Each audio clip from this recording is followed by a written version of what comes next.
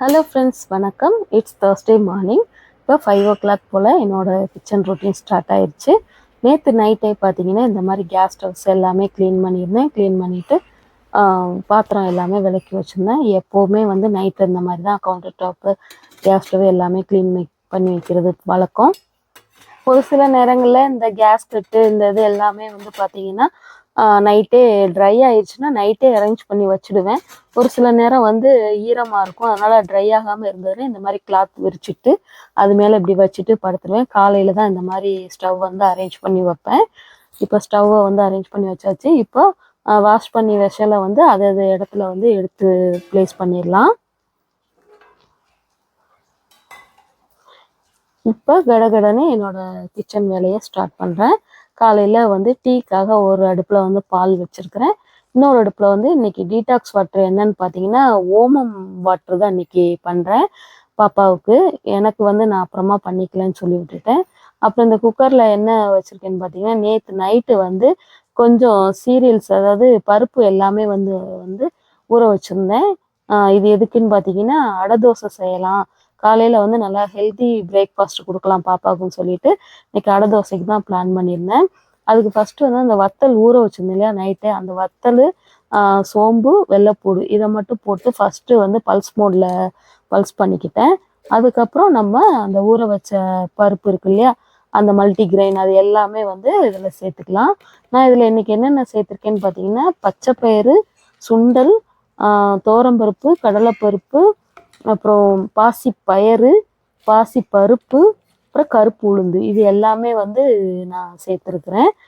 நம்மக்கிட்ட என்னென்ன பருப்பு இருக்குதோ எல்லாமே நம்ம சேர்த்துக்கலாம். ரொம்பவே ஹெல்தி. இன்றைக்கி அடை தோசை தான் இன்றைக்கி பாப்பாவுக்கு. அதுவுமே வந்து வெங்காயம் இதெல்லாம் நான் எதுவும் போடலை, வெறுமனே அரைச்சி உப்பு மட்டும் போட்டு அரைச்சி உடனே சுட்டாச்சு. அப்புறம் இன்றைக்கி சட்னி, தேங்காய் சட்னி வைக்கலான்னு பிளான் பண்ணேன். பாப்பா தேங்காய் சட்னியாக எனக்கு வேண்டவே வேண்டாம்னு அலறிட்டு நேற்று வச்சுருந்த வெண்டைக்காய் புளிக்குழம்பு கொஞ்சம் மீதமாக இருந்துச்சு. அம்மா எனக்கு அதே ஹீட் பண்ணி கொடுத்துருங்கன்னு சொல்லிட்டா. அதனால் சரி ஓகே நமக்கும் வேலை ஈஸியாச்சு அப்படின்னு சொல்லிட்டு சரின்ட்டு அவளுக்கு அதே வந்து பேக் பண்ணிட்டேன். இந்த அடை தோசைக்கு வந்து பார்த்திங்கன்னா நம்ம சட்னி இல்லாமல் கூட சாப்பிட்லாம். சட்னி இந்த மாதிரி குழம்பு எதுனாலும் நம்ம சைடிஷாக வச்சு சாப்பிடும்போது நல்லா டேஸ்ட்டாக இருக்கும். நல்லா வயிறு ரொம்ப ஃபில்லிங்காக சூப்பராக இருக்கும்.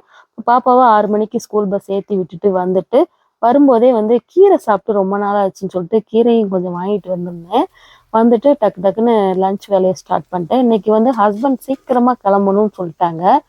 சரி ஓகே, அதனால் இன்றைக்கி சிம்பிளான ரெசிபீஸ் தான். டக்குன்னு வந்து ரைஸ் வடித்து வச்சுட்டேன். இன்றைக்கி வந்து கொஞ்சம் வெண்டைக்காய் புளிக்குழம்பு நேற்று வச்சது கொஞ்சம் மீதம் இருக்கிறனால இன்றைக்கி வந்து ஒரு சிம்பிளான ஒரு தக்காளி தொக்கு தான் செய்கிறேன். ஏன்னா அது கொஞ்சம் இருக்குது, பத்தலைன்னா இது கொஞ்சம் எடுத்துக்கலாம் அப்படின்னு சொல்லிட்டு. இந்த தக்காளி வெங்காயம் நல்லா வதங்கட்டும்.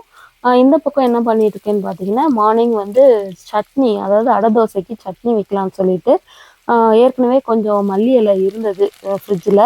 அது கூடவே வந்து மேலே நம்ம மாடி தோட்டத்துலேருந்து புதினா இலை கொஞ்சம் ஃப்ரெஷ்ஷாக பறிச்சுட்டு வந்து அதையும் ரெண்டையும் மிக்ஸ் பண்ணி இன்றைக்கி ஒரு மல்லி புதினா சேர்த்து துவையல் மாதிரி தான் அரைக்கிறேன்.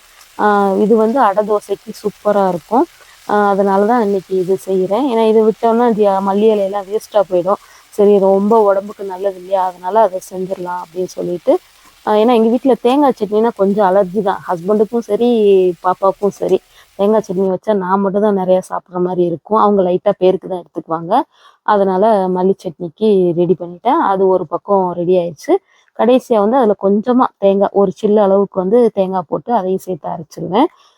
தக்காளி தொக்கும் ஒரு பக்கம் டக்குன்னு ரெடி பண்ணியாச்சு. அடுத்து இங்கே வந்து என்னென்னா இன்னைக்கு ஒரு பொரியல் தான். அதான் நான் வரும்போது கீரை வாங்கிட்டு வந்திருந்தேன்னு சொன்னேன் இல்லையா, இன்னைக்கு என்ன கீரைன்னா முருங்கைக்கீரை தான். முருங்கைக்கீரை சாப்பிட்டு ரொம்ப நாள் ஆச்சு. சரின்னு சொல்லிட்டு அதை ஆஞ்சி எடுக்கிறதுக்கே எனக்கு ரொம்ப டைம் ஆயிடுச்சு. அதனால வேற எந்த காய் நான் செய்யலை. சரி கீரை போதும் அப்படின்னு சொல்லிட்டு இன்னைக்கு கீரை செஞ்சாச்சு.